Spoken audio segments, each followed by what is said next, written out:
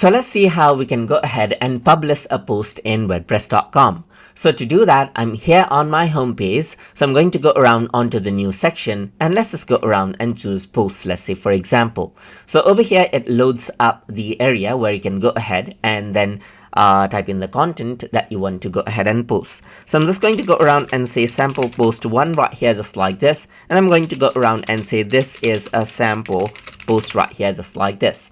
Let me just go around over here and copy paste this out right here, just like this as well. And this is what you have. So now if you want to go ahead and publish this post, you can go around onto the publish section right here on the top right hand corner.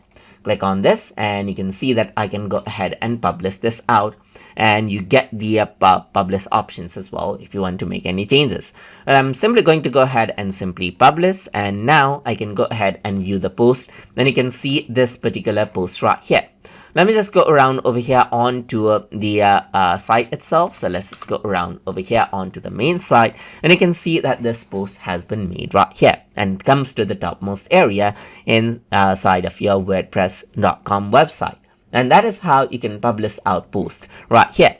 You can also go around over here onto your WordPress dashboard, and then let's say for example go around over here onto your post section. So let's just go around over here onto the section right here. So you can see that I got my post, I got my draft post right here, and let's say I want to go ahead and post this particular right here, post this particular information, the post that I have saved in the draft post. So I can simply go ahead and publish, and you can see that there's many different parameters that you can change, but let me just keep it to default and then click on publish right here. So once you go ahead and do that, what happens is that if I were to refresh out this page, you can see that that draft post now is a part of the main post right here on the website.